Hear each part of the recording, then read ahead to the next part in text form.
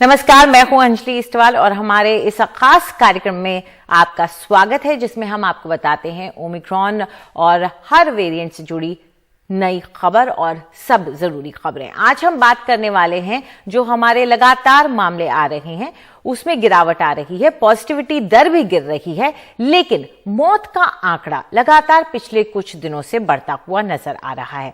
आज 1733 मौतें दर्ज की गई हैं।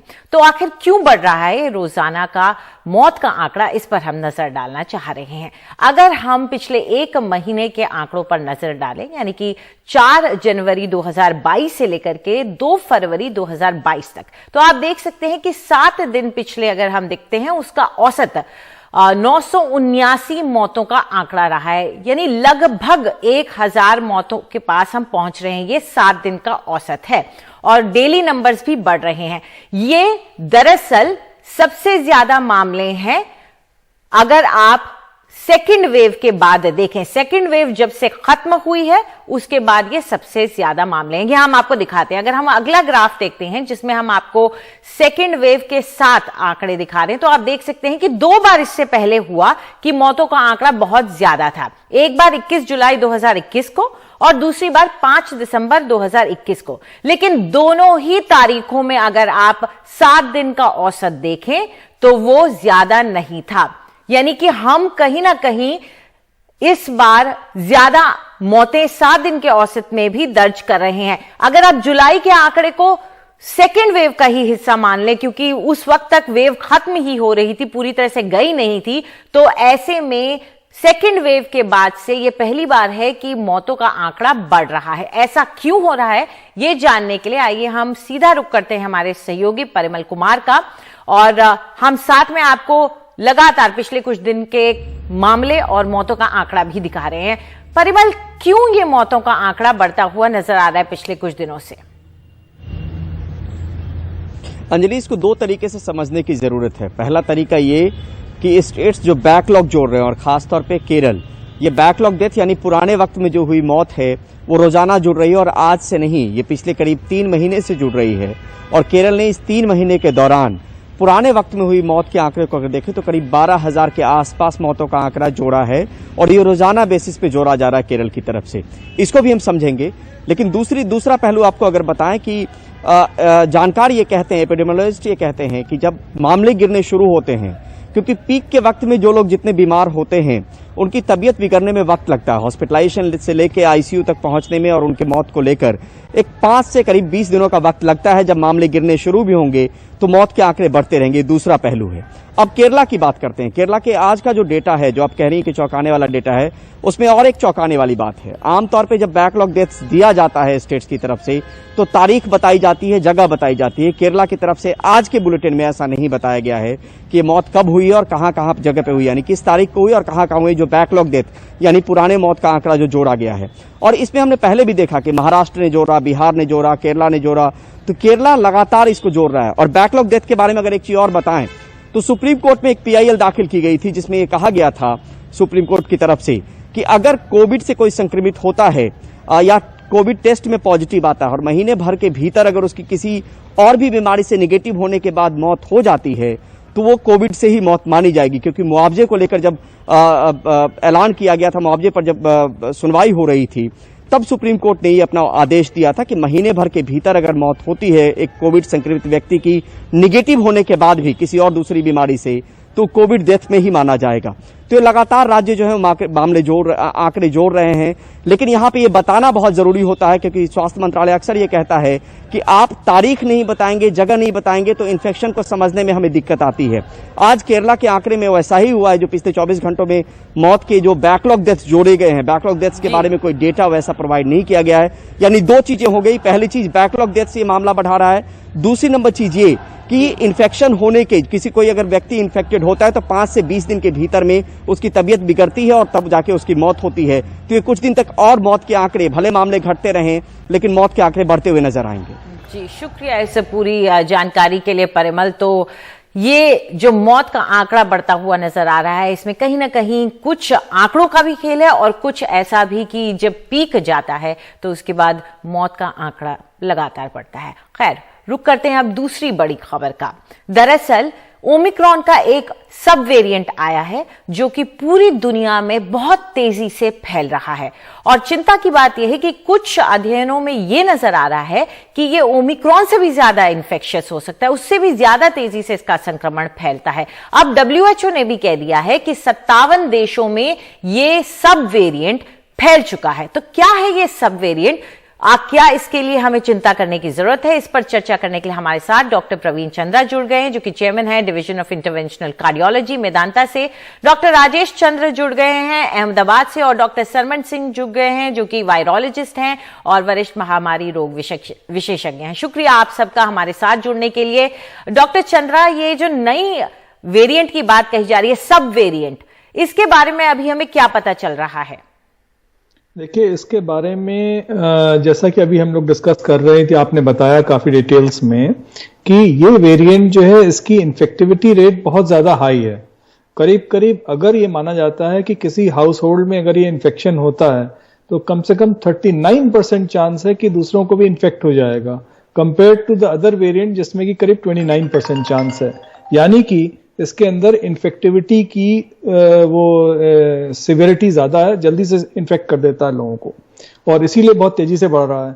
तो इससे लोगों ने पहले ये निकालना शुरू किया था कि भाई ये इन्फेक्शन तो बहुत हल्का फुल्का है, होता है और ठीक हो जाता है, तो इसका मतलब ये है कि हमारे पूरे दुनिया से ये खत्म हो जाएगा कोविड, बिकॉज एकदम से पैंडेमिक हो गया और सब लोग इम्यून हो जाएंगे और सब ठीक हो जाएगा। लेकिन लेट मी टेल यू कि इतना अभी हम लोगों को अपने हाथ पांव छोड़ने की जरूरत नहीं है, बिकॉज ये एक स्टडी आई सैन फ्रांसिस्को से अभी रिसेंटली और डेनमार्क से भी आई है। उसमें उन्होंने शो किया कि ये जो इन्फेक्शन हो रहा है, जितना हल्का इन्फेक्शन है यानी कि आगे चल के उतनी ही कम इम्यूनिटी देगा ये। ऐसा नहीं है कि हमें इम्यूनिटी मिल गई अब हमें इन्फेक्शन नहीं हो सकता, दोबारा इन्फेक्शन हो सकता है। डॉक्टर साहब, एक दिन का बुखार तो कम इम्यूनिटी और 5 दिन का बुखार तो ज्यादा इम्यूनिटी, ऐसा कुछ इस तरह के संकेत आ रहे हैं। और दूसरी बात यह है कि इससे दो बातें होंगी। एक तो यह है कि लोग सोच रहे हैं कि भाई इन्फेक्शन हो गया, अब हम इम्यून हो गए, हम हल्के में निकल गए, बड़ा अच्छा हो गया, हम इम्यून हो गए। ऐसा नहीं है, उनको फिर भी बूस्टर डोज लगवाना है, क्योंकि बहुत जगहों पे ये डिस्कशन शुरू हो गया कि क्या बूस्टर की जरूरत भी है कि नहीं। लेकिन बूस्टर की जरूरत है, क्योंकि बूस्टर से फायदा ये हो रहा है कि जो इन्फेक्शन की सिवियरिटी है वो कम हो रही है, नंबर 1। और नंबर 2 बात यह है कि जो हमें नॉर्मल प्रिकॉशंस हैं, जैसे मास्क पहनना या मतलब ज्यादा भीड़ भाड़ में मत जाना, या जो भी हमारे जो यूजुअल कोविड के जो हमारे प्रोटोकॉल्स हैं, उनको अभी भी हमें फॉलो करना ही पड़ेगा।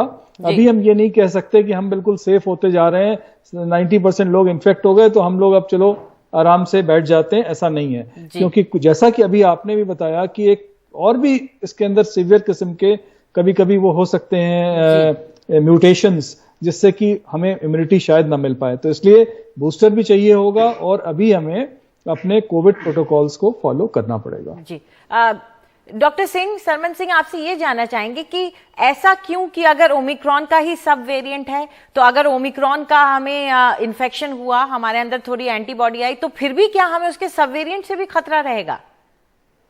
जी अंजलि, बहुत इंपॉर्टेंट ये सवाल है और इस तरह का जो चर्चा चल रही है। पहली बात तो जो आपने भी एक बहुत अच्छा एक उत्तर दिया था, स्पष्टीकरण दिया था कि 1 दिन का बुखार और 5 दिन का बुखार। दूसरे जो डेल्टा या दूसरे जो वेरिएंट थे, उनमें क्या था, सिस्टेमिक इन्फेक्शन जिसको कहते हैं। तो वायरस जाता है, बॉडी के हर हिस्से में जाता है और फिर सारा हमारा चैलेंज हमारे इम्यून सिस्टम को करता पूरी तरह से। इसमें अच्छी बात और बुरी बात दोनों साथ साथ ये है कि ओमिक्रॉन जो है, और इसका चाहे वो BA.1 हो या BA.2 हो, दोनों ही जो जा रहे हैं वो अपर रेस्पिरेटरी ट्रैक्ट में जा रहे हैं, मींस हमारी ग्लॉटिस से ऊपर ही जा रहे हैं। उसमें क्या हो रहा है कि हमारी जो म्यूकोजा के अंदर इन्वेड नहीं कर रहे। तो एक तरह से तो ये अच्छा है, जैसा मैंने कहा कि अंदर इन्वेजन नहीं हो रहा, सीवियरिटी नहीं हो रही, लेकिन उसके साथ ही साथ ये विडंबना ये हो रही है कि बिकॉज इम्यून सिस्टम को पूरा एक्सपोजर नहीं हो पा रहा, इसलिए हमारे अंदर एंटीबॉडी नहीं बढ़ रही है। ये बहुत इंपॉर्टेंट है। तीसरी चीज जो मैं आपको ऐड करना चाहूंगा, जो आपके रिपोर्टर में दिखा रहे थे केरला की जो सारी चीजें, उसमें जो डेथ का रेट है वो भी बहुत इंपॉर्टेंट है, ओमिक्रॉन से रिलेटेड है। 2 फैक्टर बहुत अच्छे बताए उन्होंने, बड़ी अच्छी एनालिसिस करके बताए। तीसरा फैक्टर ये भी है कि अगर ओमिक्रॉन का जो माना जा रहा है 0.1% फैटेलिटी है, अगर 0.1% फैटिलिटी को इसको अगर कैलकुलेशन सिंपल कैलकुलेशन किया जाए तो 1000 मौत का मतलब ये हुआ कि लगभग उन दिनों में एवरेज हमारे 10 लाख लोग इन्फेक्ट हो रहे हैं, लेकिन टेस्ट नहीं हो रहे हैं। हमारे टेस्ट में जो आ रहे हैं, जो रिपोर्टिंग हो रही है वो लगभग 2.5-3 लाख एवरेज रहा है, 3 लाख से 3.5 या 3। लेकिन अगर देखा जाए तो इट मीन्स हम 1/3 लोगों की ही रिपोर्टिंग हो रही है इंडिया में। ये भी इसका तीसरा कारण है जो डेथ हम देख रहे हैं। 2 कारण जो बताए, उसके अलावा एक एडिशनल कारण ये भी है कि जो हमारे रिपोर्टिंग जो हो रही है उससे कई गुना ज्यादा इन्फेक्ट हो रहे हैं। लोग मानने लगे हैं कि ये ओमिक्रॉन है, माइल्ड है, लेकिन ऐसा नहीं है। जी डॉक्टर राजेश चंद्रा, ऐसे में दिक्कत ये आ जाएगी कि जिनको जो बूस्टर डोज लेने की तैयारी कर रहे थे उनको इन्फेक्शन हो गया, अब उनको ना तो वो एंटीबॉडी उस क्वालिटी की पैदा हो पाएगी इन्फेक्शन से जो बूस्टर से हो पाती, और एक तरह से वो फिर खतरे में आ जाएंगे, खासतौर पे वो वल्नरेबल पॉपुलेशन होगी। पहली बात तो जिसको इन्फेक्शन है बाय रूल हम लोग उसको तो नहीं बोलते कि आप जाके बूस्टर लगवाइए, बट अगर आपको इन्फेक्शन नहीं हुआ है तो बूस्टर लगवाना चाहिए और बूस्टर। बट अगर आपको इन्फेक्शन हो भी गया है तो भी एक बार आपके सिम्टम चले जाएं, आपके बॉडी एक चला जाए, फीवर चला जाए, तो उसके 7 डेज के बाद आप बूस्टर लगवा लीजिए। तो बूस्टर लगवाने से क्या होगा, ये बात बिल्कुल क्लियर सबको समझ लेना है कि अगर आपको इन्फेक्शन हो रहा है तो इन्फेक्शन खाली उस वेरिएंट से हो रहा है और ये वायरस म्यूटेट हो रहा है। म्यूटेशन को आपको जो म्यूटेटेड वायरस है वो डिफरेंट तरह से फिर से डिजीज कर सकता है। वैक्सीन आपको एक तरफ से ज्यादा प्रोटेक्शन दे रही है, ना कि एक वेरिएंट जो है खाली इन्फेक्शन से। सो इन्फेक्शन होगा, इन्फेक्शन के दौरान आप मत लगवाइए बूस्टर डोज, बट इन्फेक्शन होने के बाद, ठीक होने के 7 डेज के बाद आप बूस्टर लगवा लीजिए। ऐसा नहीं है कि बूस्टर आपको इन्फेक्शन हो गया तो आप ये सोचे कि बूस्टर नहीं लेना है, बूस्टर तो लेना ही है, लेकिन इन्फेक्शन के दौरान मत लीजिए, एटलीस्ट 7 डेज तक आप मत लीजिए और उसके बाद बूस्टर ले लीजिए। जी बिल्कुल। इस वक्त हम एक छोटा सा ब्रेक लेंगे, ब्रेक के बाद लौटते हैं तो इस चर्चा को जारी रखते हैं और जानते हैं कि जो रियायतें मिल रही हैं, अब जो पाबंदियां हट रही हैं, उसका क्या असर हो सकता है इस सब वेरिएंट के नजरिए से। फिलहाल एक ब्रेक।